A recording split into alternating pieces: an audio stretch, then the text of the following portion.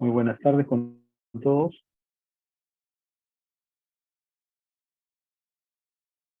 No tengo el retorno del audio de ustedes. No sé si todo está bien con la comunicación.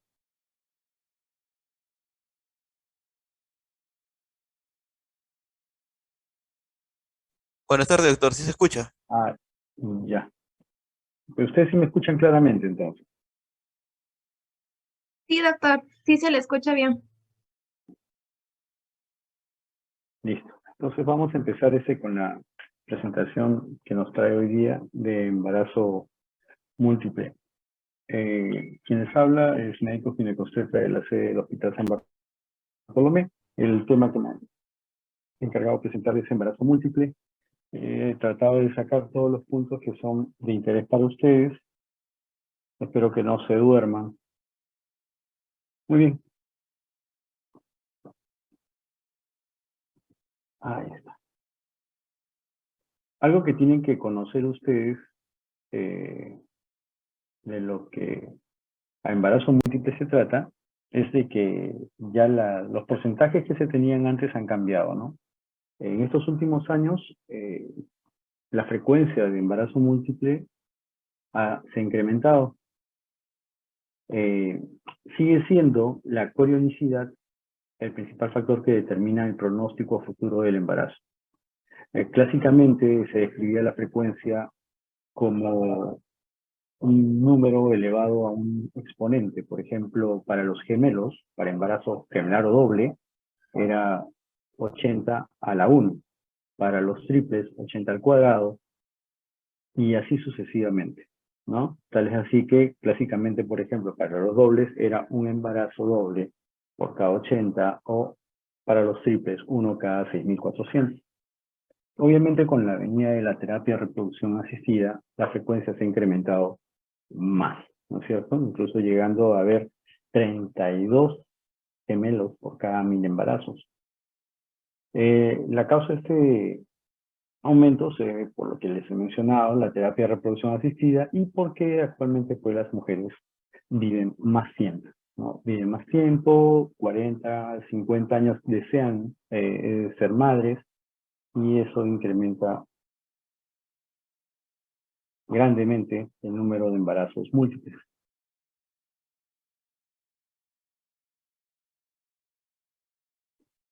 El embarazo gemelar se asocia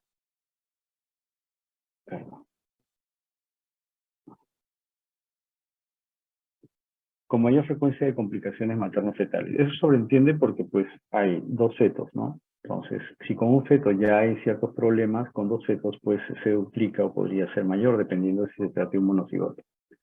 Las mujeres van a presentar una mayor frecuencia, las mujeres embarazadas o embarazos gemelares, una mayor frecuencia de abortos, de hiperemesis gravídica, anemia, hipertensión gestacional, trastornos de hemorragia, tanto en el embarazo como en el posparto, y una mayor cantidad de cesáreas. Las complicaciones fetales más frecuentes asociadas al parto: prematuridad, muerte fetal, problemas en el crecimiento del feto. Y hay algunas complicaciones que son las asociadas a la corionicidad, sobre todo en los embarazos monocoriónicos monoamnióticos, que podría ser la transfusión feto-fetal, la perfusión arterial reversa, que están relacionados con muerte por entrecruzamiento de cordón umbilical. ¿Cuál es el mecanismo de las gestaciones múltiples? ¿No? Los gemelos dicigotos, ¿no? O los gemelos que son los más frecuentes, dicigotos, los que son más frecuentes en relación a ese tipo de embarazos, resultan de la fertilización por lo general de dos óvulos. Esto va a producir dos tipos de huevos, ¿no? Gemelos disigóticos o fraternos, que son completamente diferentes. Y con menor frecuencia pueden surgir de la fecundación de un óvulo, y este posteriormente puede dividirse, ¿no? Que son los gemelos monocigóticos o idénticos. se dice que cualquiera de estos dos procesos, o uno o dos, pueden estar involucrados en números más altos de gemelos. Por ejemplo, el origen de cuatrillizos puede tratarse de la fecundación de un óvulo que se ha dividido en 4 o hasta de 4 óvulos fecundados, ¿no? Independientemente. Se dice que los gemelos disigóticos en realidad no son verdaderos gemelos, ¿no? Porque cada óvulo es fecundado por un espermatozoide y eso le da una perspectiva genética diferente a cada hermano, ¿no? Como si fueran hermanos concebidos, pues, en diferentes momentos, ¿no? La única similitud que van a tener es el día de cumpleaños. En cambio, los gemelos monocigóticos o idénticos, ellos comparten la misma herencia genética, aunque no necesariamente van a ser idénticos. ¿Y esto por qué? Porque la división del huevo fertilizado no necesariamente va a incluir una distribución equitativa de su material genético. ¿Cómo es la génesis de los embarazos de los gemelos monocigóticos? Los mecanismos de desarrollo del gemelo monocigoto son en realidad poco conocidos, ¿no?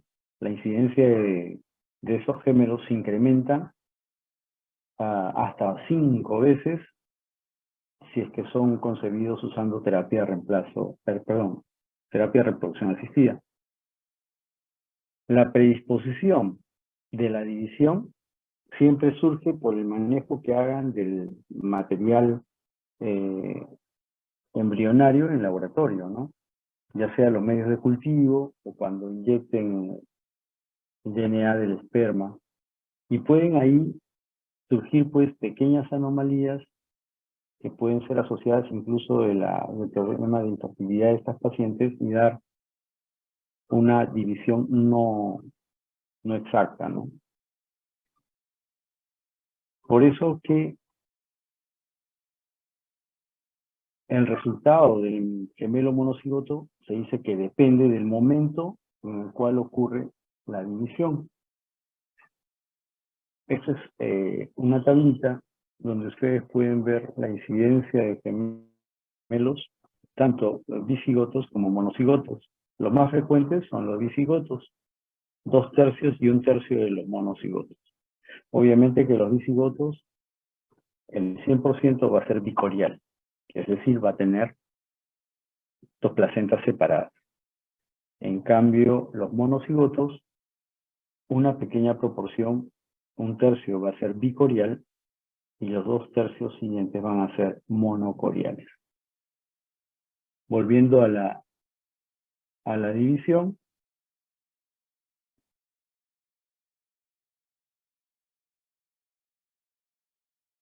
acá tenemos desde el momento de la fecundación, en la etapa de mórula, desde el momento de que se fecunda hasta el 3er día, pues si se divide el huevo fecundado, se van a tener 2 fetos completamente, ¿sí? Completamente aislados en su propio corion y amnios. Si ustedes siguen, no sé si ven la flecha del puntero, puede llegar a tener ambas placentas completamente separadas, o en este caso, ambos fetos con un corion y un amnios, y las placentas, si bien es cierto están separadas, pueden estar fusionadas. Esas placentas no comparten vasos, ¿no? Si la división ocurre pasado el 4.º día hasta el 8.º día, pues el blastocisto es el que se divide. Y este blastocito puede dar lugar a un solo corio, pero a 2 amnios, con 2 bebitos. Un solo corio significa que va a tener una placenta. Y este es el resultado, un bebito o un gemelo monocoriónico diamniótico. Si la división ocurre más allá del blastocisto, esta etapa, por ejemplo, de acá, que es de blastocisto hacia adelante, ya se da, es la etapa implantacional, ya está el juego implantado. Y acá, por ejemplo, puede ocurrir si se da del 8º al 12º día, la división, si bien es cierto, ya solamente cuentan con un solo corio, acá van a contar con un solo vamo, dando lugar a los gemelos monoamnióticos monocoriónicos, que son los que tienen problemas también con el cordón, ¿no? Se enredan con el cordón estos bebitos.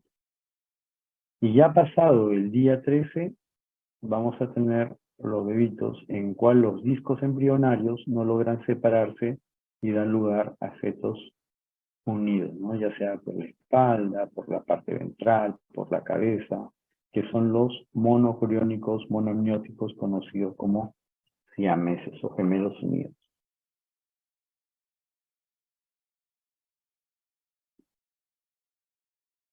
También que tenemos que tener presente el concepto de superfetación. ¿A qué se refiere cuando hablamos de superfetación? Para que se dé una superfetación, tiene que darse una fertilización en otro ciclo menstrual, completamente diferente en el cual se embarazó previamente. Entonces requiere que haya una ovulación y fertilización durante el transcurso de un embarazo ya establecido. Teóricamente esto puede ocurrir siempre y cuando la cavidad uterina aún no se haya cerrado, ¿no? Que no se haya fusionado la decidua capsular y parietal. Esto solamente es conocido en los animales, pero en los humanos no se ha identificado. Se ha informado de un caso, pero no espontáneo, en alguna paciente que fue sometida a un tratamiento de reproducción. En este caso fue una inseminación que hicieron luego de una hiperestimulación ovárica y no se percataron de que esta paciente ya cursaba con un embarazo ectópico, no diagnosticado, un embarazo ovárico. Ahora, actualmente hay algunos que piensan que la presencia o la mala interpretación de ese tipo de embarazos se debe pues a que hay un desarrollo o un crecimiento diferente, ¿no? De un gemelo. Hay un gemelo que tiene la misma edad gestacional, pero uno de ellos no crece igual que otro, ¿no? Entonces aparentan que tienen distinto tiempo. Y la superfecundación, esto sí puede ocurrir en los seres humanos, es cuando se fecunda o fertiliza dos óvulos dentro de un mismo ciclo menstrual. Se me dice, pues estos son los gemelos, ¿no? Se fecundan, pero no ocurre esa fecundación en el mismo coito. E incluso no necesariamente va a ser el mismo esperma del papá.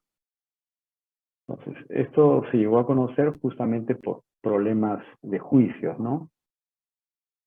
Incluso ahora, cuando se realiza terapia de reproducción asistida, ¿no? Lo que se recomienda a los padres es que eviten las relaciones una vez realizado el tratamiento, ¿no? De la transferencia embrionaria, la inseminación, o la fertilización in vitro, porque puede dar lugar a que se produzca un embarazo espontáneo a la par de un embarazo con reproducción asistida, ¿no? Y esto es un ejemplo de lo que ocurrió en ese caso judicializado, ¿no? Son hermanos de madre que nacieron el mismo día por cesárea, ¿no? Esto es un caso de superfecundación.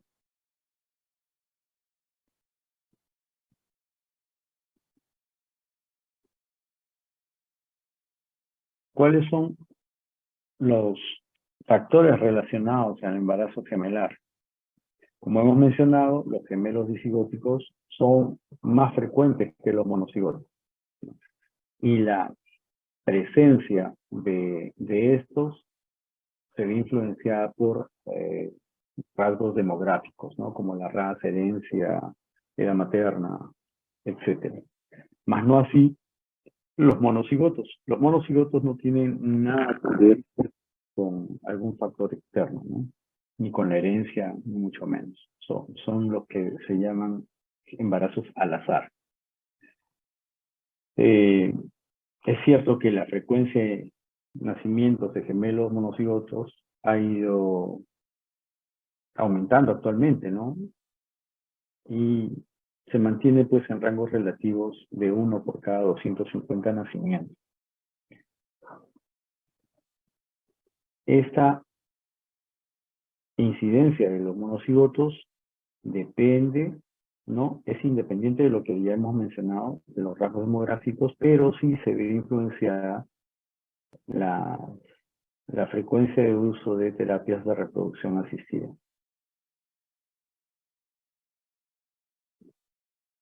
Los factores de riesgo que hemos mencionado, la raza es uno de ellos. ¿Qué es lo que se ha visto?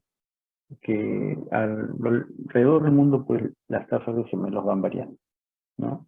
Y lo que se ha encontrado, por ejemplo, en el año 2004 en los Estados Unidos, es que los gemelos fueron más frecuentes en mujeres de raza negra que en las de raza blanca. También se ha visto en otros estudios que las mujeres hispanas, asiáticas y nativas americanas tuvieron tasas comparativamente más bajas en ese orden que las mujeres blancas, ¿no? A la cabeza las mujeres negras y al final, pues, las nativas americanas. En una comunidad rural de Nigeria, mira que los gemelos se dieron una vez cada 20 nacimientos, pues sí es frecuente. Se cree, ¿no?, que estas marcadas diferencias pueden ser consecuencia de variaciones en el nivel de la hormona folículo estimulante. La edad materna, se han visto estudios en que aumenta inclusive de 1 hasta 4 veces entre las edades de 15 y 37 años. Quiere decir que a los 37 años puede tener 4 veces más la probabilidad de tener gemelos. Si bien es cierto, todos saben que a medida que transcurre el tiempo, a que avanza la edad, la mujer se ve perjudicada en su fertilidad. Pero existe, si llegaran a concebir, un aumento en la tasa de gemelaridad. La explicación de esto puede darse, pues, en un mayor uso de terapia de reproducción asistida. Otra explicación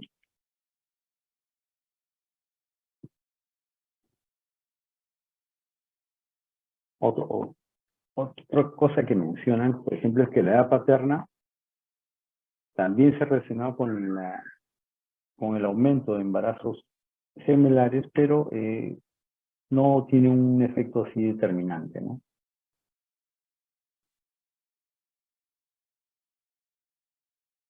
Ustedes saben que la edad materna, pues, contribuye como factor de riesgo para algunos problemas en el embarazo.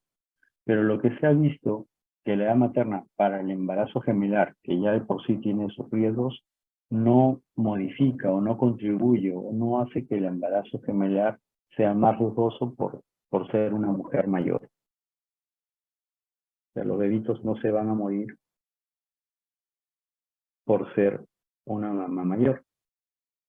En esta gráfica, ustedes ven cómo a lo largo del tiempo, de los 15 años hasta los 45, ¿no?, la tasa de nacimientos de gemelos va incrementándose.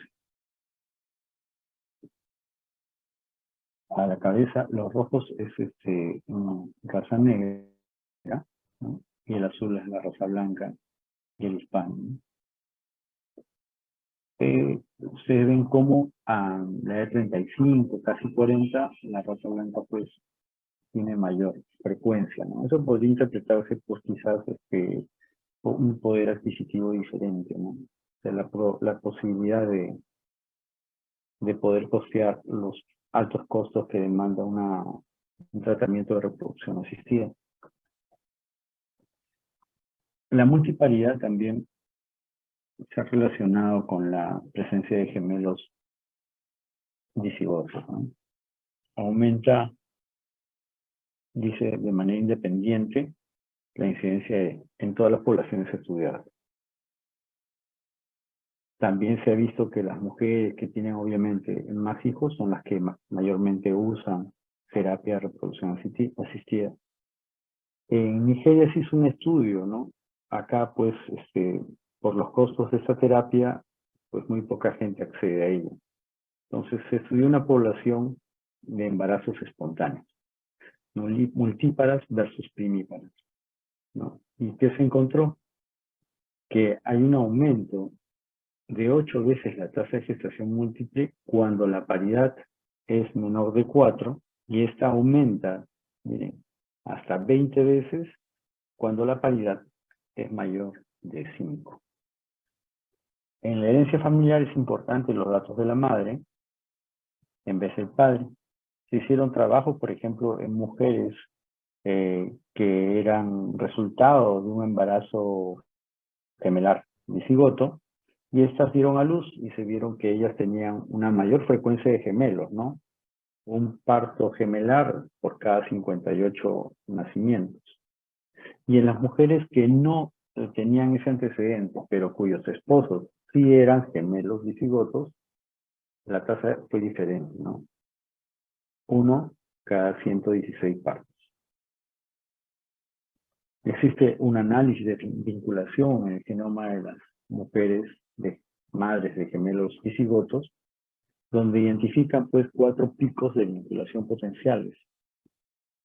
Y el pico más saltante está en el brazo largo del cromosoma 6. Y hay otros picos de menor importancia que a la luz de la evidencia no tienen mayor contribución, como los que están ubicados en los cromosomas 7, 9 y 16.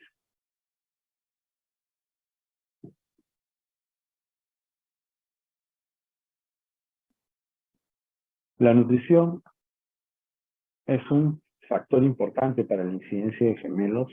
Ocurre en la naturaleza. Ustedes de repente han visto en los animales, cuando estos están bien alimentados, pues son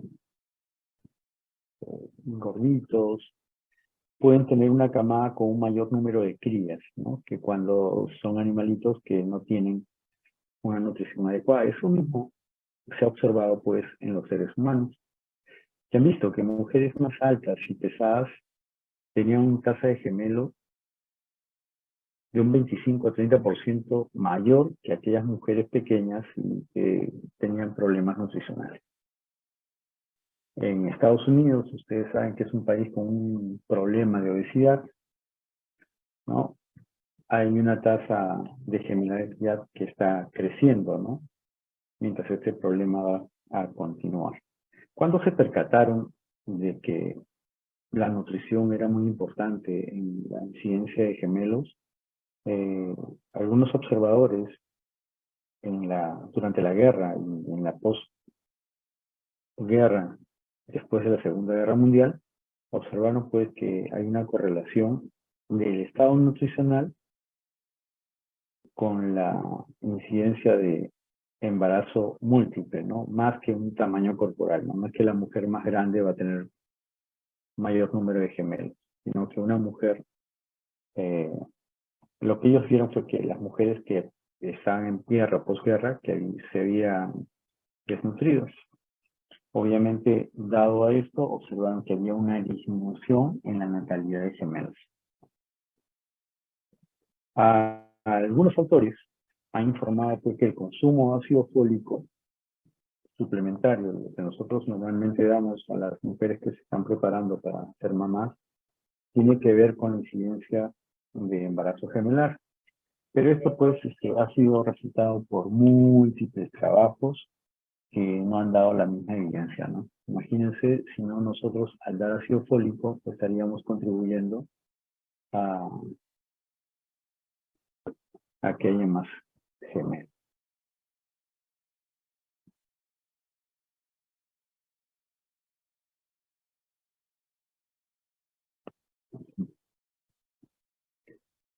En cuanto al sexo, o a la tasa de sexo en los gemelares, se dice que esta va disminuyendo conforme aumenta el número de bebitos en el embarazo, ¿no? En 1946,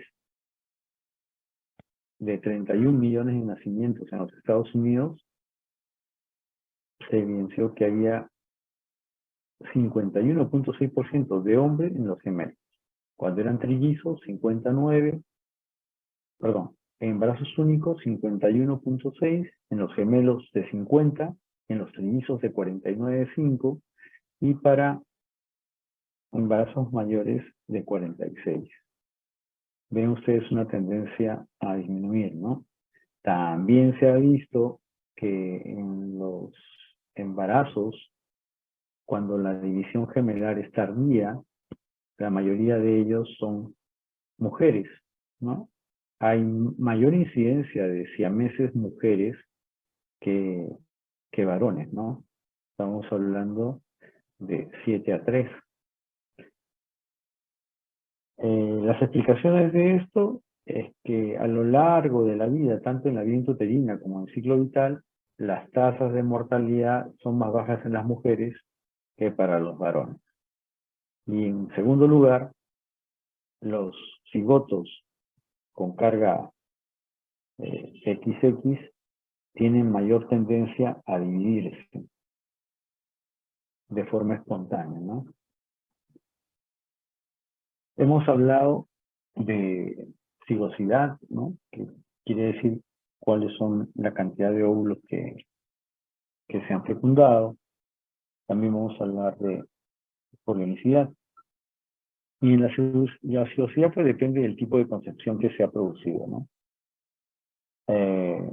Es real o es casi seguro afirmar que gemelos de sexo opuesto son casi siempre dicigotos.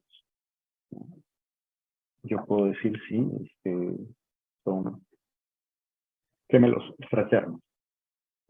Y en raras ocasiones, debido a mutaciones de un embarazo monocigoto, puede darse ciertas alteraciones, tanto en el cariotipo o el fenotipo. Por eso decimos que la cigosidad de un embarazo gemelar debe ser diagnosticada de forma genética, ¿no? Debe hacerse un estudio de ADN. Afortunadamente existe estudios como el ADN de células fetales libres en sangre materna para poder predecir el sexo, ¿no? O si el ADN que se encuentra en sangre materna es diferente. Y la corionicidad hace referencia mayormente a lo que es la placentación. El diagnóstico de esto es ecográfico, la confirmación es anatomopatológica, y como hemos mencionado en un inicio,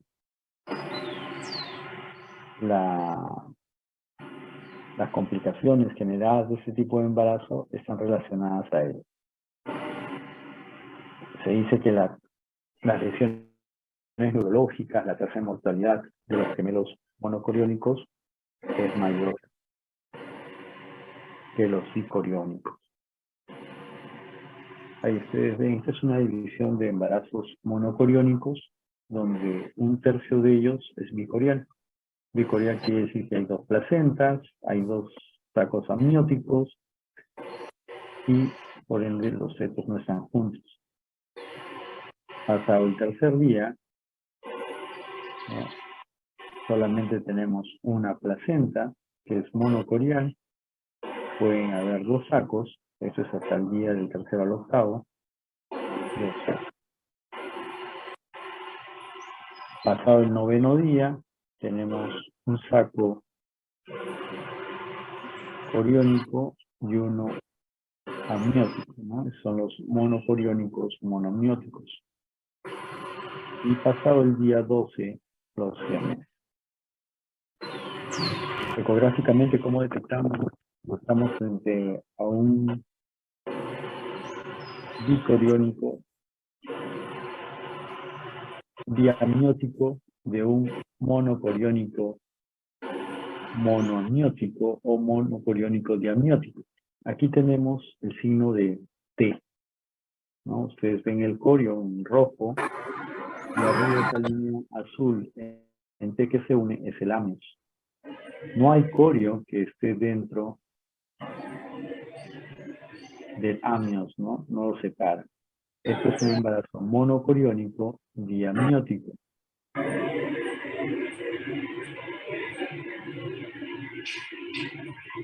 Acá tenemos un monocoriónico.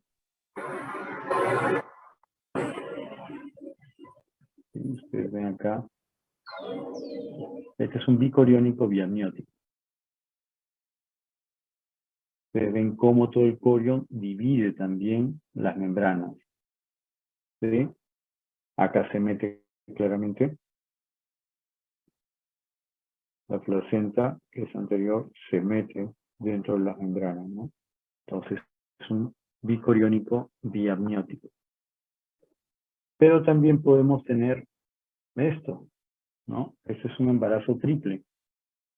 Y en este embarazo triple, ustedes van a ver que hay el signo de lambda, que es propio de los embarazos bicoriónicos biamnióticos, y este bebito que tiene el signo de teta, o la T, ¿sí? Entonces, hay dos placentas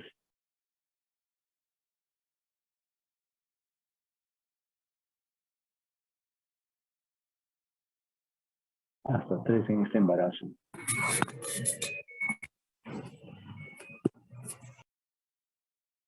Como les mencioné, el diagnóstico de la corionicidad se evidencia en la patología, ¿no? Acá tienen el corio metida dentro de las dos anos. Son unas placentas que están fusionadas, ¿no? Son dos placentas separadas.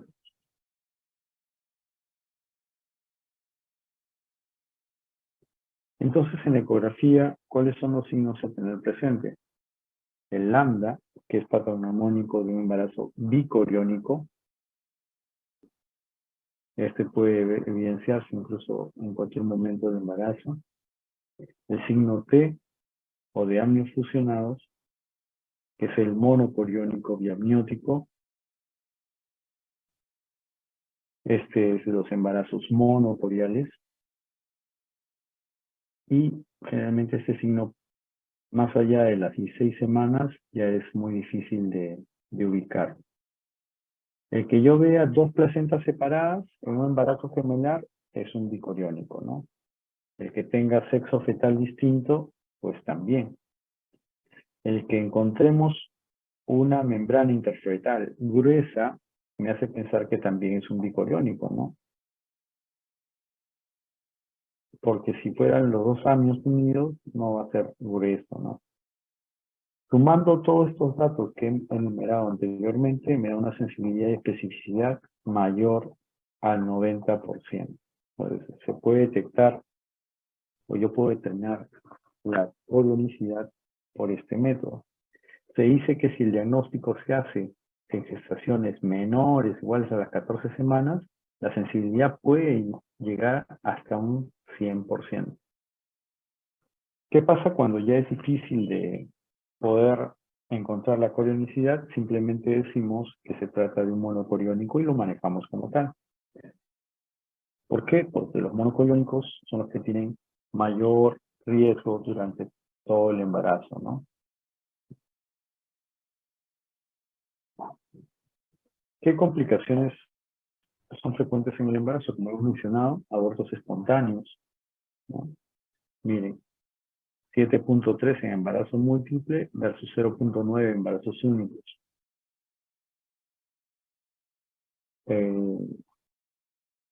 Los gemelos que son sometidos a terapia de reproducción asistida tendrán más probabilidad de aborto que los embarazos naturales, ¿no? O espontáneos.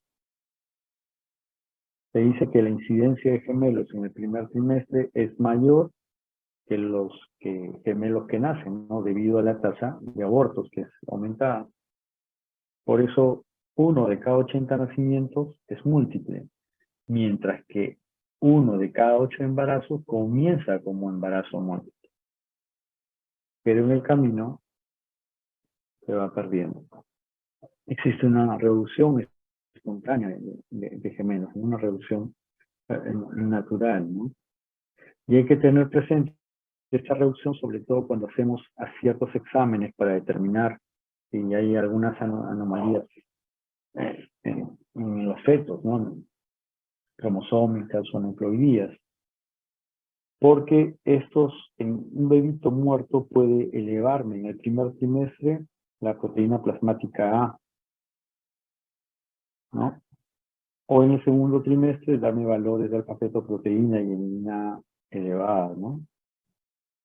También puede modificarme el conteo de DNA de células fetales.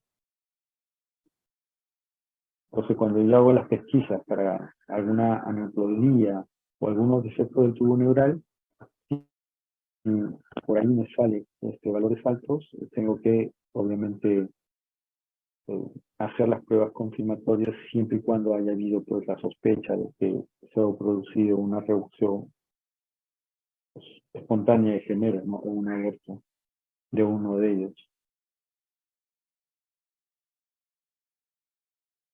También malformaciones congénitas es mucho mayor en embarazos.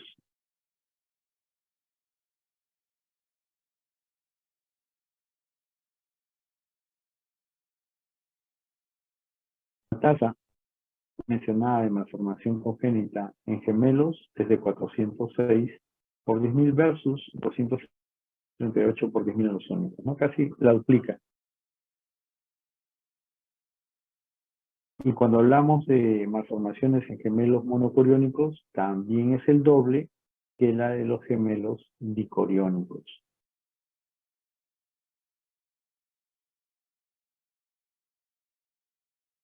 En cuanto al peso de los recién nacidos, se sabe que los embarazos múltiples tienen mayor probabilidad de tener fetos con peso bajo, ¿no? Debido a problemas de prematuridad y de restricción de crecimiento. El grado de la restricción de crecimiento aumenta cuando hay más fetos, sobre todo si estamos hablando de un embarazo monocigoto, ¿no?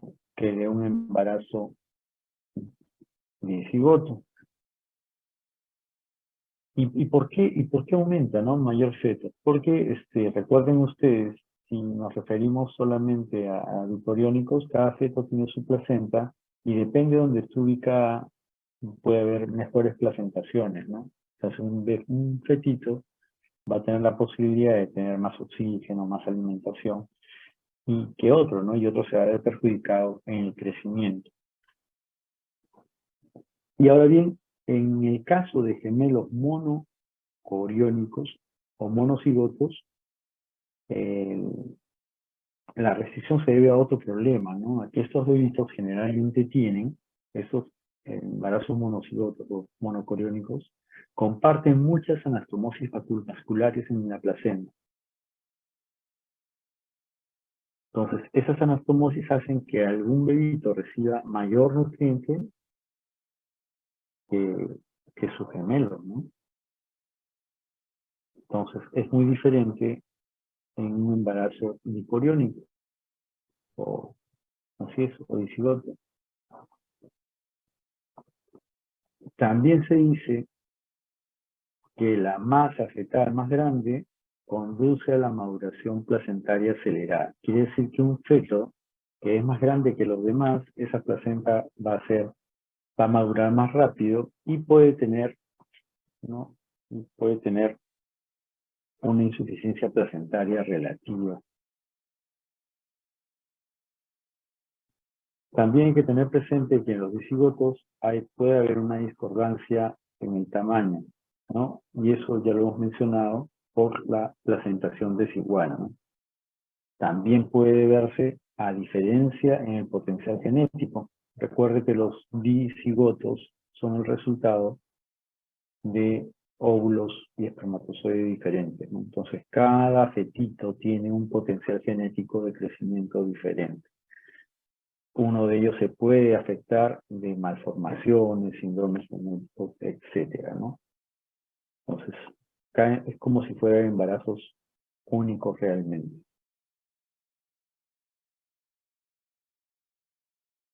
Aquí tenemos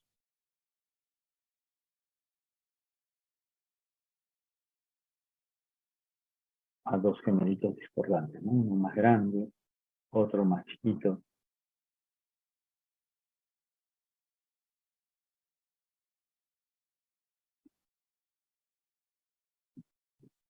Esto de acá, todos son quintillizos, son hermanos. Ustedes ven 3 que son más grandes y 2 que son pequeños. Los 3 más grandes son dicigotos. Quiere decir que cada feto vino con su placenta aparte. Y los monocigotos, que son estos dos, tuvieron una placenta. Ellos nacieron a las 31 semanas. Y lo que llamó curiosidad en cuanto al peso fueron que los que tenían cada uno su placenta, su pesito iba por ahí. Mientras que los que compartían nutrientes, sangre y oxígeno, miren los pesos de 990 y 860, ¿no? Entonces, cuando comparten un mismo plato, obviamente que la nutrición no va a ser suficiente, ¿no? Entonces, por eso en cuanto al tamaño y peso, los gemelos, si bien es cierto, ya están en desventaja con fetos únicos, van a tener problemas en alcanzar un tamaño tope. Lo otro es que por la distensión van a tener partos de forma más temprana, ¿no? No van a llegar a término la mayoría de ellos. Esos quintillizos nunca iban a llegar pues ni siquiera a las 36, 35 semanas. Otra complicación del embarazo, la hipertensión, ¿no? Se ha observado que la hipertensión es más frecuente pues en embarazos gemelares. Afortunadamente, digo afortunadamente, entre comillas, la incidencia de preeclampsia no es tan alta. ¿Por qué? Porque estos embarazos, al terminar, por lo general en partos prematuros, no llegan a desarrollar preeclampsia. El detalle es de que si llegan a desarrollar preeclampsia, por lo general esta es muy, pero muy grave, ¿no? La preeclampsia en estos fetitos, pues, de presentarse, puede llegar a síndrome HELLP, a cursar con valores laboratoriales muy, muy severos, ¿no? También mencionan que si se trata de un embarazo gemelar y además son multíparas, las tasas, ¿no? Las tasas de preeclampsia son más bajas. Como que la multiparidad tuviera un nivel protector, ¿no?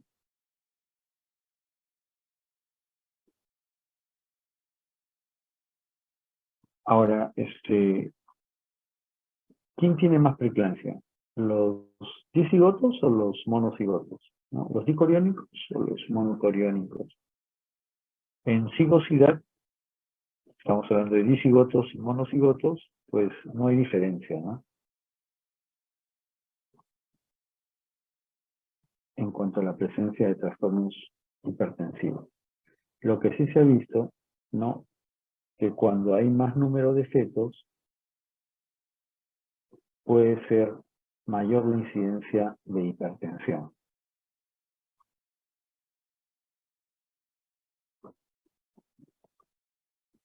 Se han determinado, pues, en las mujeres con embarazo gemelar, el nivel de una enzima, ¿no? La FMS soluble antiangiogénica similar a la tirosina quinasa 1. Los niveles de esta enzima son el doble de las que aparecen en los fetos únicos.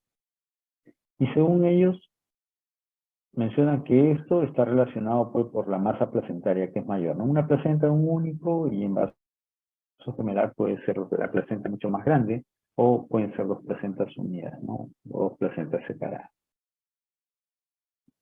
Se midieron, pues, no solamente la SGLT1, sino también el factor de crecimiento placentario proangiogénico. Esto se hizo un estudio en 79 mujeres para que las hospitalizaron para estudiar si es que tenían preeclampsia. De ellas, 58 mujeres tuvieron hipertensión o preeclampsia. ¿Y qué se encontró? Un aumento de la SGLT1 y una disminución del factor de crecimiento placentario proangiogénico. Entonces, se tomó como medida un ratio o una proporción, ¿no? La SGLT1 sobre el PIGT. Y se compararon, pues, en los embarazos de gemelos normotensos, ¿no? ¿Y qué se vio? Se vio que ese ratio, si era mayor, había mucha posibilidad de que se tratase de una preeclampsia, ¿no? En cambio, si es menor, yo puedo asegurar que definitivamente no va a tener un problema de hipertensión gestacional o preeclampsia futura.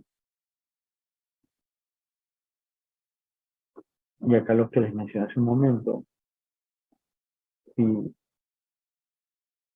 se desarrolla antes o muy temprano en un embarazo gemelar, pues tiende a ser un problema muy grave. El parto prematuro es otro de los problemas del embarazo o de las complicaciones del embarazo gemelar y está directamente relacionado, inversamente relacionado con el número de fetos, ¿no? El tiempo de gestación va a ser menor a mayor número de fetos. La duración del embarazo se acorta cuando hay más fetos. Dice, 5 de cada 10 gemelos y 9 de cada 10 trillizos fueron prematuros en Estados Unidos, en datos del 2015. La prematuridad fue 6 veces mayor en gemelos y 10 veces mayor en trillizos. Otros datos. Menciona también que la causa de parto prematuros en gemelos y únicos a veces puede ser diferente, pero el resultado en cuanto al tiempo de que se terminó la gestación va a ser el mismo, ¿no? O sea, si tenemos un bebito pretérmino en un embarazo único, ese problema es igual de complicado que los embarazos dobles, ¿no? Que también terminan a la misma edad.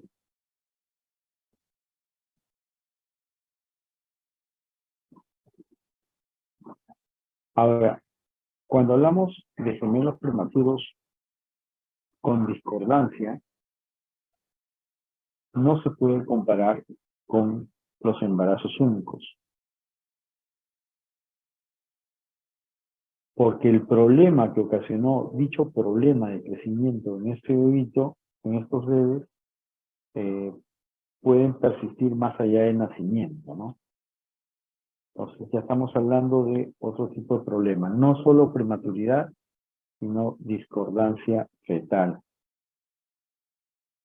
¿Cómo se predice un parto prematuro en un embarazo gemelar? Pues se mide la longitud del cervix entre las 20 y 24 semanas, que es cuando se hace su ecografía morfológica, y si tiene un cervix menor o igual a 25 milímetros, pues tiene el riesgo de tener un parto prematuro a futuro, ¿no?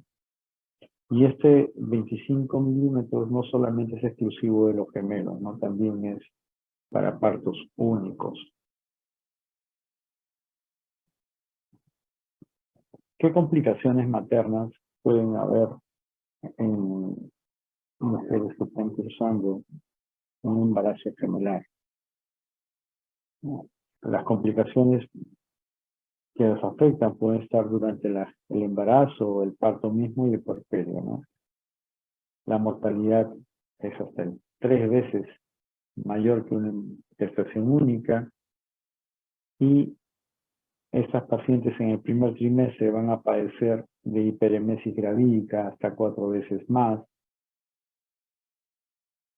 edema por retención hídrica y éxtasis venoso por compresión, más que todo de los órganos adyacentes.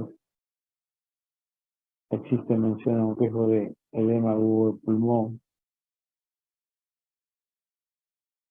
sobre todo en pacientes que estén hospitalizadas por el reposo, porque puede producirse situaciones de sobrecarga hídrica o iatrogénica, ¿no? También los estados hipertensivos del embarazo que ya hemos mencionado. Estas pacientes, la volemia la aumentan de 50 a 60 por ciento en comparación con un embarazo único que es del 40-50. Entonces va a tener problemas de anemia si es que no tiene un adecuado aporte de hierro suplementario. Las complicaciones maternas más frecuentes: colestasis intrahepática del embarazo, enfermedades tromboembólicas, ¿no? Estos pacientes que pueden estar con problemas del embarazo que lo obligan a tener un reposo prolongado, incluso les dan de tratamiento, las anticoagulan con heparina de bajo peso molecular, como enoxaparina, ¿no? Por justamente son pacientes que tienden a estar, pues, por las complicaciones que tienen, a guardar muchos días de reposo en cama. El hígado graso agudo del embarazo, frecuente en el tercer trimestre, puede haber hemorragia obstétrica, está relacionado con placenta previa total, desprendimiento prematuro de placenta no inserta, y lo principal, hemorragia puerperal, ¿no? La sobredistensión a la que ha estado sometida el útero es un riesgo para que haga, pues, hemorragia postparto, ya sea este parto que se dé vaginal o por cesárea. La sobredistensión puede afectar el útero y dar lugar a un problema que se llama atonía.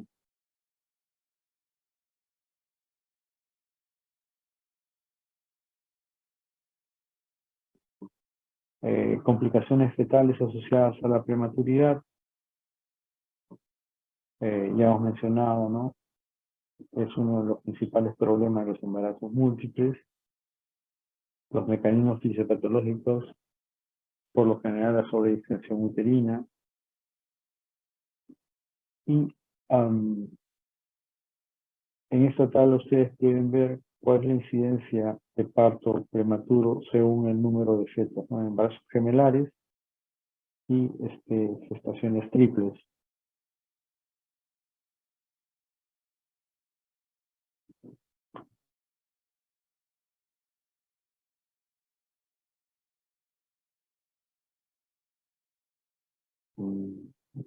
Ya, voy a acelerar para terminarlo rápidamente. Gracias. Ya, vamos a apurarnos porque me dicen que tienen clases. Esto lo pasamos.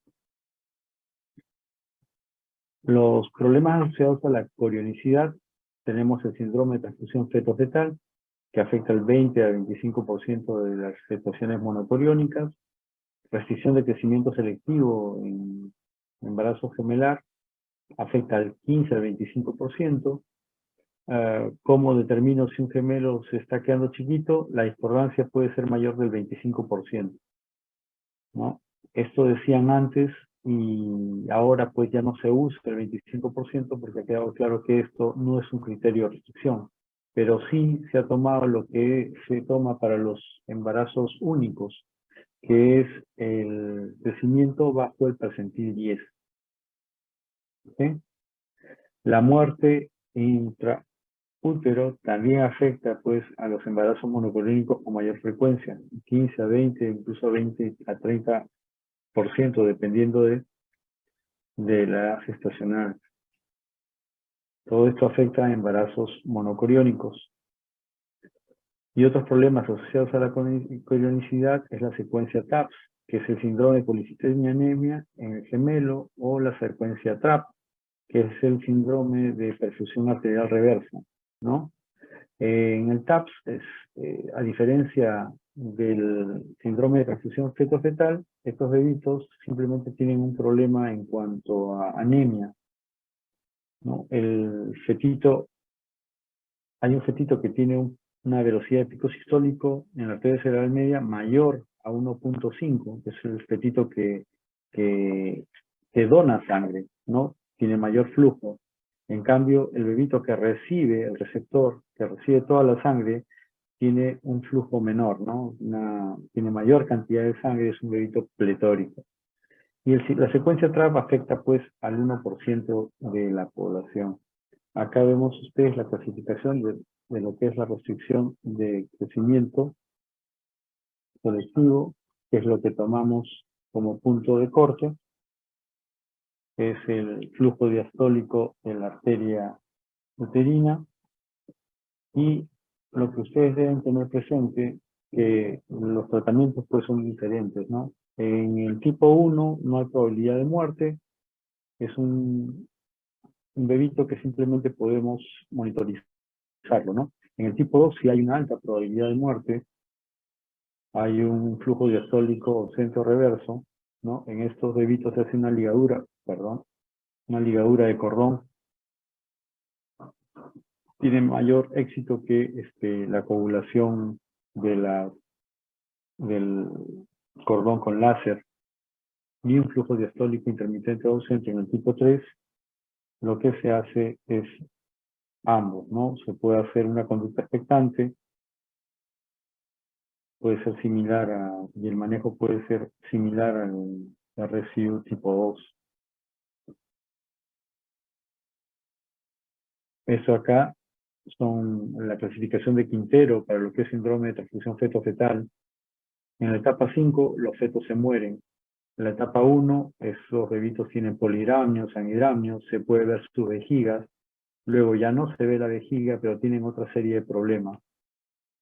Este es un resumen mejor entendible. Ven ustedes en el tipo 1, sí está presente la vejiga en el feto donante y ausente en el resto, ¿no? En el Doppler la alteración se ve a partir del tipo 3. Entonces, a partir del tipo 3 se ve la alteración del Doppler, ¿no? Con un flujo de la arteria umbilical ausente o reverso, también un ductus venoso con flujo reverso.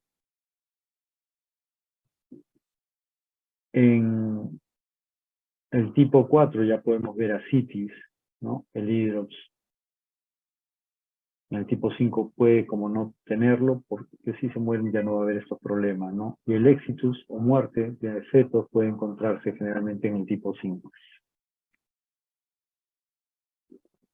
Esto es un síndrome de transfusión feto-fetal. Ustedes ven un feto grande, ¿no? Y un feto pequeño, que es el que le está transfundiendo sangre. Mayormente la alteración venosa que complica estos embarazos es la arterioarterial, que es el shunt que predomina. Puede haber arteriovenoso y venovenoso, ¿no? Pero el fundamental es arterioarterial. Entonces, en un feto grande y un feto pequeño en síndrome de transfusión feto-fetal. El tratamiento en este tipo de problemas es hacer, pues, una coagulación con láser, una coagulación con láser para el estadio 1 y 2. Acá vemos que este sería un tipo 1, ¿no? De un fetito con su vejiga, bastante líquido, polidamnios, y este es un feto que ya está en un rincón en la parte superior, donde ya no se ve la vejiga. Esta es una secuencia TRAP, donde hay un feto acárdico, que es el receptor, y un feto sano, que es el donante, ¿no? Toda la sangre va hacia el fetito acárdico y va hacia la parte, hacia las arterias ilíacas, por eso que desarrolla la parte inferior del cuerpo, más no la parte superior, ¿no? Es como una bombita, ¿no? Que recibe la sangre del feto sano. El feto sano pues va a tener palidez, anemia, puede tener insuficiencia cardíaca, puede desarrollar hidrox. Este es un fetito acárdico, ven ustedes la parte inferior, no hay un esbozo de la parte superior, pero actúa pues como un receptor de sangre, ¿no? Complicaciones fetales, ya hemos mencionado la anomalía fetal discordante, que mayormente son estructurales. Para calcular si estamos ante un feto discordante, usamos pues dos medidas, ¿no? Uno, el peso y el peso que obtenemos es tanto el peso del feto más grande como el pequeño. Hacemos la resta y lo dividimos entre el peso del gemelo más grande. Y si esa discordancia me sale mayor o igual al 20%, estoy ante gemelos discordantes. ¿Sí? Peso del feto más grande menos el peso del feto pequeño sobre el peso del más grande. Si es más del 20%, es una discordancia fetal. Y si ese porcentaje se eleva más grande es el problema y más complicado es poder salvarle la vida a ambos fetos, ¿no? Ambos se ven afectados. O se puede usar también la circunferencia abdominal de cada feto, ¿no? Y si la diferencia entre la medida de circunferencia abdominal es diferente a 20 milímetros, pues hacemos el diagnóstico de fetos discordantes. Ya mencioné el éxito fetal o perinatal, que es la muerte del fetito en un embarazo. Eso puede ocasionar, si son vasos compartidos, que productos de la degradación de este feto compliquen al feto que se está quedando, ¿no? ¿Cómo es el control prenatal en estos embarazos, no? Pues en el embarazo monocorial se recomiendan 9 controles prenatales. Es el control que ustedes conocen, que han visto. Se hace ecografía genética, ecografía morfológica, eso no varía. Y se hacen más controles ecográficos para hacer seguimiento del crecimiento de estos fetos, ¿no? En el caso del bicorial, pues no hay ningún problema. Cada feto tiene su placenta, puede tener restricción de crecimiento. Y los controles pues que se recomiendan son 6 controles, ecografías para siempre definir la corionicidad, tanto en el bicorial como en el monocorial, controles ecográficos hasta las 6 semanas. Y el embarazo triple igual, según la corionicidad que tiene sus fetos. Las visitas, ¿no? Cada 4 semanas es el margen cuando se trata de un dicoriónico no complicado. Cuando es un monocoriónico no complicado, puede ser la visita cada 2 semanas. Si es un triple, visita cada 4 semanas tras la primera ecografía, ¿no? El manejo de un embarazo bicorial, ustedes lo ven en esa gráfica. Control obstétrico, mencionados, medida del cuello uterino, cervicometría. Antes de las 38 semanas, control de crecimiento, evaluación materno-fetal, seguimiento cada 2 o 4 semanas según el criterio médico. Y se puede empezar a pensar en terminar el embarazo a partir de las 37 semanas, ¿no? No más allá, no interrumpir el embarazo más allá de las 38, ¿no? Por el riesgo que tiene este tipo de gemelos. Si es bicorial biamniótico, pueden tener parto vaginal. Este es otro que se movió. Este es los embarazos, los gemelos monocoriales. Si tienen un síndrome de transfusión feto-fetal, se hace fetoscopía para hacer la coagulación láser. Se trata de identificar fetitos que tienen complicación materno-fetal, restricción de crecimiento selectivo, etc. Si es un problema severo, se tiene que interrumpir.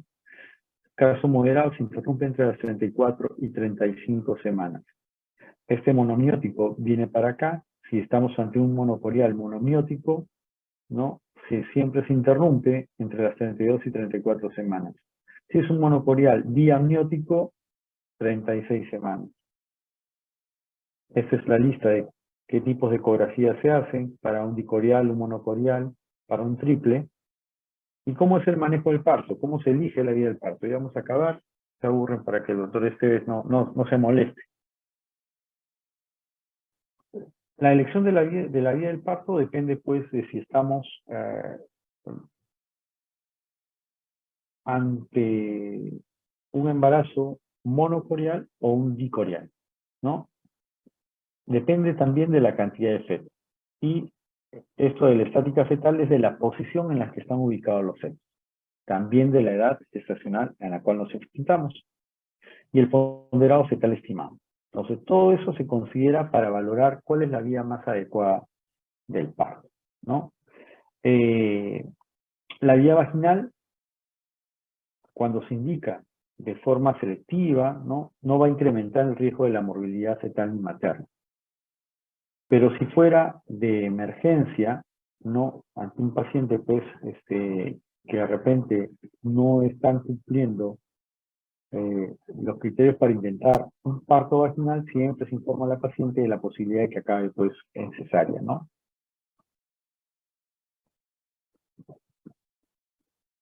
Entonces, para tener presente en la vía del parto, considerar el número de fetos, la edad gestacional, un peso estimado fetal, principalmente del feto 2, que es el segundo, la discordancia entre ambos, que no debe ser mayor del 25 o 30%, cómo están ubicados los fetos, la experiencia que tiene el obstetra, el médico, para atender el parto, y la vía, ¿no? Si los bebitos están encefálicos, parto vaginal.